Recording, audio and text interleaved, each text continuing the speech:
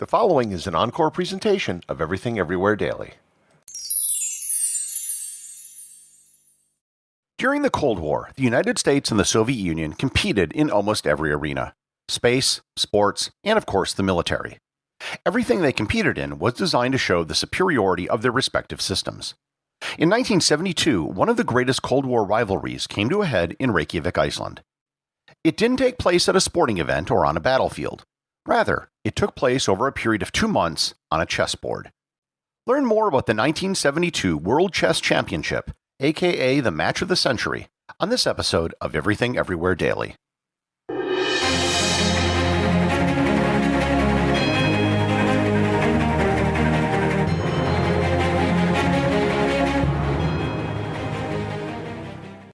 This episode is sponsored by BetterHelp. The holidays are coming up, and it's a time of year when some people feel increased anxiety or pressure. Maybe you're struggling with holiday-induced anxiety or depression. Or perhaps you're dealing with stress from work or school, or you simply want to prioritize your mental well-being. If that's the case, BetterHelp is a team of experienced therapists who can provide the support you need to navigate life's challenges. BetterHelp is all about making professional counseling accessible, convenient, and affordable. With BetterHelp, you can connect with a licensed therapist from the comfort of your own home via online video sessions, chat, or phone calls. No matter where you are or what you're going through, BetterHelp is there for you. Just fill out a brief questionnaire to get matched with a licensed therapist, and you can switch therapists at any time for no additional charge.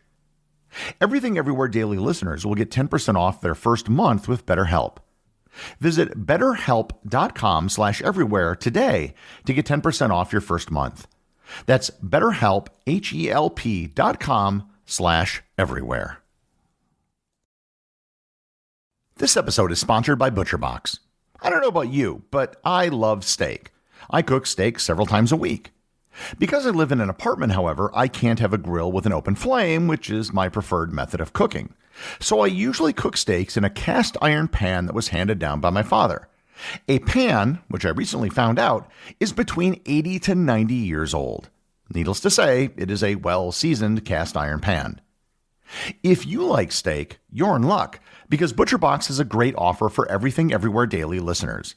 You can get free steaks in every order for a year if you sign up today. And I'm talking grass-fed, grass-finished New York strip, filet mignons, or ribeyes, some of the very best cuts of steak in every single order for a full year. If you're interested in getting free New York strips, filet mignons, or ribeyes for free in every order for a year, plus $20 off your first order, sign up at butcherbox.com/daily and use code DAILY. Once again, that's butcherbox.com/daily and use code DAILY. To be completely honest, the Cold War rivalry between the United States and the Soviet Union in chess really wasn't much of a rivalry. The Soviet Union completely dominated the upper ranks of chess for decades. From 1948 to 2007, every world chess champion, save for one, all came from the Soviet Union or Russia. In fact, you can take it back as far as 1927, where the champion was a Russian who fled to France because of the Communist Revolution. Soviet chess was a machine. They recruited bright players with talent at a very young age. The Soviets took chess seriously and treated it as a sport, not a game. Soviet chess players would be rigorously trained and studied games of past grandmasters. They would also analyze and drill on opening moves, and they would be able to constantly practice against some of the best players in the world. Coming into 1972, the reigning world champion was Boris Spassky. Spassky was a product of the Soviet chess system. He was a world junior champion and a 2-time Soviet champion. He played for the world championship and lost to fellow Soviet Tigran Petrosian in 1966, and then beat him for the world championship in 1969. Not only was Spassky good, but he had the entire Soviet chess system behind him. Spassky's challenger in 1972 was American Bobby Fischer. Fischer couldn't have been more different than Spassky. Bobby was born in Chicago and raised in Brooklyn by a single mother. He never knew his father, but later investigation showed that it was probably Hungarian mathematician and physicist Paul Nemany. Fischer was a chess prodigy. He learned the game at the age of 6 from a chess set purchased at a local candy shop. His sister quickly lost interest in the game, and his mother didn't have time to play, so he would play most of his early games against himself. That year, he found a book on chess when his family went on vacation, and he studied it religiously. Fischer became consumed with chess, so much so that it worried his mother. Eventually, she tried to put a classified ad in a local newspaper to look for other children to play chess with Bobby, but the paper didn't know how to classify it and rejected it. Fischer eventually found his way to chess clubs in New York and began to quickly excel. In 1956, he became the youngest U.S. chess champion at the age of 13. The next year, at the age of 14, he became the youngest United States champion, a record he still holds. At the age of 15, he became the youngest grandmaster in history. At the age of 16, he became the youngest person to qualify for the World Championship Candidates Tournament. Fischer ended up winning 8 U.S. championships out of 8 attempts, a record that still stands. In 1964, he won the U.S. Championship with an 11-0 record, the best record ever in the history of the tournament. He began competing internationally and found a great deal of success.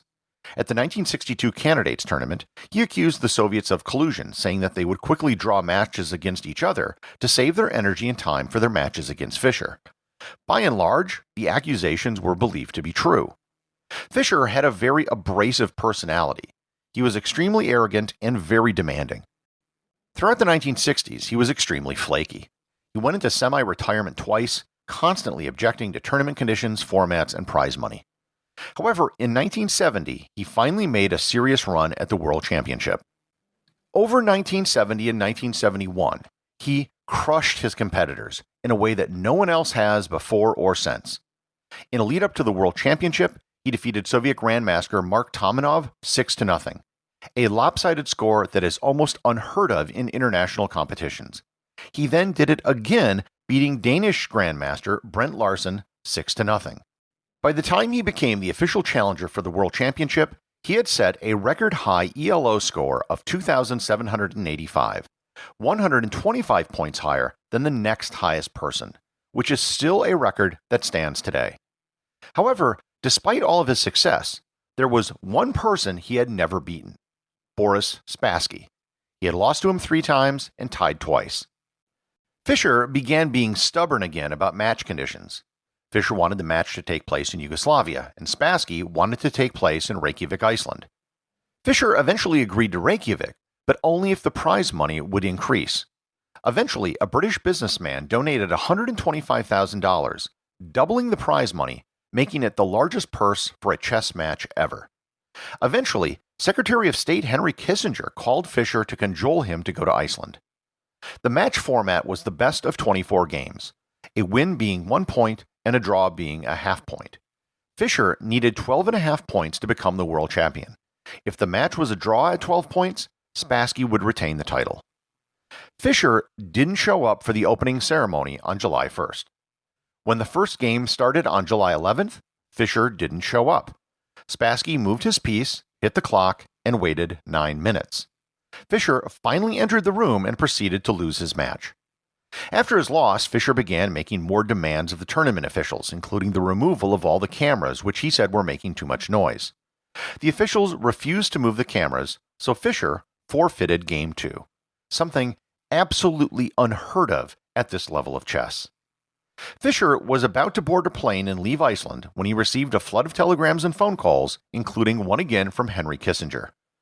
Spassky, now up 2-0, agreed to have the games played in a back room with a single television camera that didn't make any sound and no audience.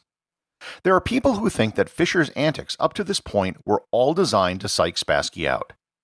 Based on how things went from here, it might just have worked. After spotting Spassky, the world champion, a full 2 games, Fischer managed to win Game 3, his first ever win against Spassky. He tied Game 4 and won Game 5. Game 6 was one of the greatest games in chess history. Fischer never before used an opening move called the Queen's Gambit. In fact, he was quite vocal about how it was a bad opening move. The Soviets purposely never bothered to prepare for this because they thought it was out of the question that he would ever use it. Fischer crushed Spassky so bad that at the end of Game 6, Spassky was amused, smiled, and applauded Fischer. After this, Fischer had the lead and the championship was in the bag. Spassky won only 1 more game. The match ended after Game 21 with the final score of 12.5 to 8.5. Fischer returned to the United States as a celebrity. He was on the cover of Sports Illustrated, He appeared on The Tonight Show, and he received over $1 million in endorsement deals, and he turned every one of them down. It was the last public chess tournament that Bobby Fischer participated in for over 20 years. He became increasingly paranoid and recluse.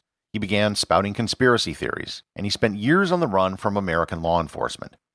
Many people believe he may have suffered from schizophrenia. In 1975, he was stripped of the World Championship because he refused to defend it. After Fischer was no longer the champion, the Soviet chess machine went right back to dominating the world of chess. They owned the World Championship for another 30 years.